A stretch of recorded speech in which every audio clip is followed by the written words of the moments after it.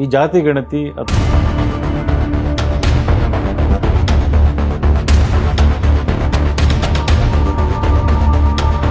ನಡೀತು. ಸರ್ಕಾರದ ಬೊಕ್ಕಸದಿಂದ ನೂರಾರು ಕೋಟಿ ರೂಪಾಯಿನೂ ಖರ್ಚಾಗಿದೆ.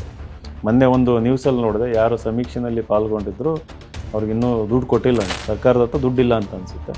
ಬಟ್ ಅದೇನೇ ಇರಲಿ, ರಿಪೋರ್ಟ್ ಅಂತೂ ಸಬ್ಮಿಟ್ ಆಗಿದೆ. ರಿಪೋರ್ಟ್ಗಿಂತ ಮುಂಚೆ ಅವ್ರು ಹೇಳಿದ್ದೇನಪ್ಪ ಅಂತಂದರೆ, ನಾವು ಸಬ್ಮಿಟ್ ಆಗಿ 1 ತಿಂಗಳು ಒಳಗೆ ಸ್ವೀಕಾರ ಮಾಡ್ತೀವಿ ಅಂತಂದು. ನಮಸ್ಕಾರ. ಈ ಜಾತಿ ಗಣತಿ ಅಥವಾ ಜಾತಿ ಸಮೀಕ್ಷೆ, ಮರು ಸಮೀಕ್ಷೆ, ಇದ್ರ ಬಗ್ಗೆ ಹಲವಾರು ವಿಡಿಯೋಗಳನ್ನು ಮಾಡಿದ್ದೀನಿ.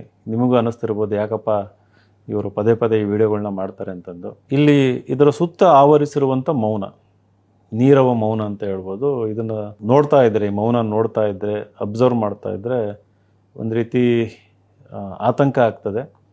ಎಲ್ಲೂ ಕೂಡ ಈ ಜಾತಿ ಗಣತಿ ಬಗ್ಗೆ, ಸಮೀಕ್ಷೆ ಬಗ್ಗೆ ಒಂದು ಡಿಬೇಟ್ ಇಲ್ಲ, ಒಂದು ಡಿಸ್ಕಷನ್ ಆಗ್ತಾ ಇಲ್ಲ, ಯಾರೂ ಅದರ ಬಗ್ಗೆ ಚರ್ಚೆ ಮಾಡ್ತಿಲ್ಲ, ಪ್ರಶ್ನೆಗಳನ್ನು ಕೇಳ್ತಾ ಇಲ್ಲ.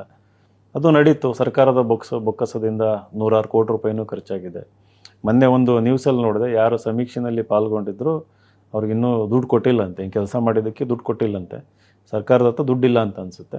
ಬಟ್ ಅದೇನೇ ಇರಲಿ, ರಿಪೋರ್ಟ್ ಅಂತೂ ಸಬ್ಮಿಟ್ ಆಗಿದೆ. ಸಬ್ಮಿಟ್ ಆಗಿ already November, December, January, I think 3 ತಿಂಗಳಾಯಿತು. ರಿಪೋರ್ಟ್ಗಿಂತ ಮುಂಚೆ ಅವ್ರು ಹೇಳಿದ್ದೇನಪ್ಪ ಅಂತಂದರೆ, ನಾವು ಸಬ್ಮಿಟ್ ಆಗಿ 1 ತಿಂಗಳು ಒಳಗೆ ಸ್ವೀಕಾರ ಮಾಡ್ತೀವಿ ಅಂತಂದು ಭರವಸೆ ಕೊಟ್ಟಿದ್ರು. ಸೊ ರಾಜಕಾರಣದಲ್ಲಿ ಈ ರೀತಿ ಭರವಸೆ ಕೊಟ್ಟಾಗ ಅದನ್ನು we should take with A pinch off salt ಅಂತ ಹೇಳ್ತೀವಿ. ಅಂದರೆ ಅದನ್ನು ನಂಬೋದಕ್ಕಿಂತ ಮುಂಚೆ ಸ್ವಲ್ಪ ಹಿಂದೆ ಮುಂದೆ ನೋಡಬೇಕಾಗುತ್ತೆ. ಬಟ್ 3 ತಿಂಗಳಾಯಿತು. ರೀಸೆಂಟಾಗಿ ಒಂದು ಸ್ಟೇಟ್ಮೆಂಟ್ ಕೊಟ್ಟಿದ್ದು, ಅದನ್ನು ಐ ಥಿಂಕ್ ಇನ್ನೊಂದು ಮಂತಲ್ಲಿ ಮಾಡ್ತೀವಿ ಅಂತಂದು. ಸೊ ಆ 1 ಮಂತ್ ಕಳೆದೋಯ್ತು. ಇದಕ್ಕಿಂತ ಮುಂಚೆ ಹಲವಾರು ವಿಡಿಯೋಗಳಲ್ಲಿ ಹೇಳಿದ್ದೀನಿ ಯಾಕೆ ಈ ಸಮೀಕ್ಷೆ ಇಂಪಾರ್ಟೆಂಟು ಅಂತ. ಇದು ಯಾವುದೇ ಒಂದು ಜಾತಿ ತಾರತಮ್ಯ ಮಾಡೋದಕ್ಕಲ್ಲ, ಯಾವುದೇ ಜಾತಿ ವಿರುದ್ಧ ಅಲ್ಲ, ನಂಬರ್ಗಳು ಗೊತ್ತಾಗಲಿ ಅಂತ.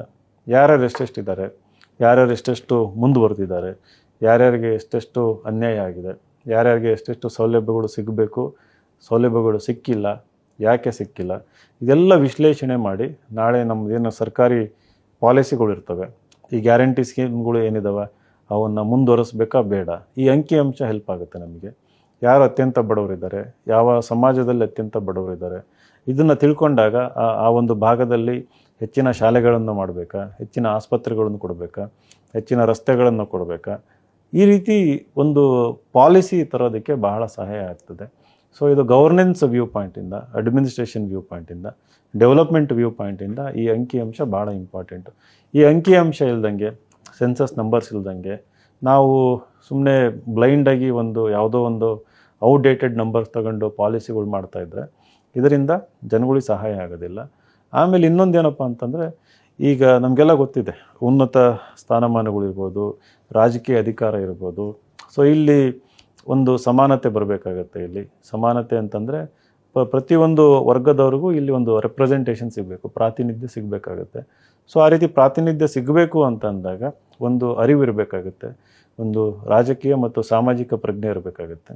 ಸೊ ಆ ಪ್ರಜ್ಞೆ ಬೆಳೆಯೋದಕ್ಕೂ ಕೂಡ ಈ ಒಂದು ನಂಬರ್ಸು ಜಾಗೃತಿ ಮೂಡಿಸ್ತವೆ. ಜಾಗೃತಿ ಮೂಲಕ ಸಂಘಟನೆ ಆಗುತ್ತೆ. ಸಂಘಟನೆ ಮಾಡ್ತಾ ಮಾಡ್ತಾ ಒಂದು ಅರಿವು, ಆಮೇಲೆ ನಾವು ಕೂಡ ಇದರಲ್ಲಿ ಭಾಗವಹಿಸ್ತೀವಿ ಅನ್ನೋ ಒಂದು ಧೈರ್ಯ ಬರುತ್ತೆ. ಸೊ ಈ ಒಂದು ಫೌಂಡೇಶನ್ ಇಲ್ದಂಗೆ ನಾವು ಗಾಳಿನಲ್ಲಿ ಗುಂಡುಡ್ದಂಗೆ, ಕತ್ತಲಲ್ಲಿ ಕೋಲ್ ಬೀಸ್ದಂಗೆ ಅಂತ, ಅಂದರೆ ಎಫರ್ಟ್ ಎಲ್ಲ ನೀರು ಪೋಲಾಗೋಂಥ ಸಾಧ್ಯತೆ ಇರ್ತದೆ. ಇದು ಭಾಳ ಒಳ್ಳೆ ಕೆಲಸ ಮಾಡಿದ್ದಾರೆ. ಬಟ್ ಆ ರಿಪೋರ್ಟನ್ನು ಸ್ವೀಕಾರ ಮಾಡೋದಕ್ಕೆ ರಾಜಕೀಯ ಲೆಕ್ಕಾಚಾರಗಳು ಇರ್ತವೆ, ಅವರ ಇನ್ನೇನೋ ಪರ್ಸನಲ್ ಇಶ್ಯೂಗಳಿರ್ತವೆ, ಅಧಿಕಾರ ಉಳಿಸ್ಕೊಳ್ಳುವಂಥ ಒಂದು ಹುನ್ನಾರ ಇರ್ತದೆ, ಇನ್ನೇನೋ ಇರ್ತವೆ. ಇವೆಲ್ಲದರ ಮಧ್ಯೆ ಬಡವಾಗೋದು ರಾಜ್ಯ, ಹಾಗೂ ಯಾರಿಗೆ ಶೋಷಣೆ ಆಗಿದೆ ಆ ಜನಗಳು ಹಿಂದುಳಿತಾರೆ. ಸೊ ಏನಿದು ಕಂಪ್ಲೀಟ್ ಆಗಿದೆ ಅದನ್ನು ಕೊಳೆಯೋದಕ್ಕೆ ಬಿಡಬಾರ್ದು, ಧೂಳು ಹಿಡಿಯೋದಕ್ಕೆ ಬಿಡಬಾರ್ದು. ಅದನ್ನು ಅನೌನ್ಸ್ ಮಾಡಲಿ, ಅದನ್ನು ತೋರಿಸ್ಲಿ. ಅದರಲ್ಲಿ ಏನು ನಂಬರ್ಸ್ ಬಂದಿದ್ದೇವೆ ಅನ್ನೋದು ನಮಗೂ ಭಾಳ ಕುತೂಹಲ ಇದೆ. ಯಾಕೆಂತಂದರೆ ಇವತ್ತು ಇಡೀ ರಾಜ್ಯದ ತುಂಬ ಪ್ರವಾಸ ಮಾಡಬೇಕಾದ್ರೆ, ಶಾಲಾ ಕಾಲೇಜುಗಳಿಗೆ ಹೋಗಬೇಕಾದ್ರೆ ಭಾಷಣಗಳಲ್ಲಿ ಹೇಳೋದಕ್ಕೆ ದತ್ತಾಂಶ ಬೇಕಾಗುತ್ತೆ, ಅಂಕಿಅಂಶಗಳು ಬೇಕಾಗುತ್ತೆ. ಅದರಿಂದ ನಾವು ಫರ್ದರ್ ಮೋಟಿವೇಟ್ ಮಾಡ್ಬೋದು, ಫರ್ದರ್ ಅವೇರ್ನೆಸ್ ಕ್ರಿಯೇಟ್ ಮಾಡ್ಬೋದು. ಸೊ ಹಾಗಾಗಿ ಆ ನಂಬರ್ಗಳನ್ನು ನಾವು ಕೂಡ ಭಾಳ ಕುತೂಹಲದಿಂದ, ಹಾಗೂ ಕೂಡ ನಾನು ಕೂಡ ರಾಜಕೀಯದಲ್ಲಿ ಸಕ್ರಿಯನಾಗಿ ಬೆಳಿಬೇಕು ಅನ್ನೋದ್ರಿಂದ, ಸೊ ಮುಂದಿನ ದಿನಗಳಲ್ಲಿ ಇದೆಲ್ಲ ಬಹಳ ಸಹಾಯಕಾರಿಯಾಗ್ತದೆ.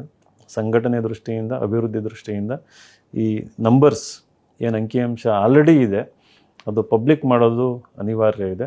ಸೊ ಈ ನಿಟ್ಟಿನಲ್ಲಿ ನಿಜವಾಗಲೂ ಸಾಮಾಜಿಕ ನ್ಯಾಯದ ಪರ ಇದ್ದರೆ, ಸರ್ಕಾರ ನಿಜವಾಗ್ಲೂ ಬಡವ್ರ ಪರ ಇದ್ದರೆ, ಶೋಷಿತರ ಪರ ಇದ್ದರೆ, ದಮನಿತರ ಪರ ಇದ್ದರೆ ಈ ನಂಬರ್ಸನ್ನು ಶೀಘ್ರದಲ್ಲಿ ರಿಲೀಸ್ ಮಾಡಬೇಕು. ಹಾಗೂ ಅದನ್ನು ಅಫಿಷಿಯಲ್ ಆಗಿ ಅಕ್ಸೆಪ್ಟ್ ಮಾಡಿಕೊಂಡು ಏನೇನು ಎಲ್ಲ ಪಾಲಿಸಿ ಇದೆ, ಗೌರ್ಮೆಂಟ್ ಸ್ಕೀಮ್ಸ್ ಇದೆ, ಬಜೆಟ್ ಮುಂದಿನ ದಿನಗಳಲ್ಲಿ ಎಲ್ಲದರಲ್ಲೂ ಕೂಡ ಅಳವಡಿಸ್ಕೋಬೇಕು ಅನ್ನೋದು ಈ ವಿಡಿಯೋ ಮೂಲಕ ನಮ್ಮ ಆಗ್ರಹ. ನಮಸ್ಕಾರ.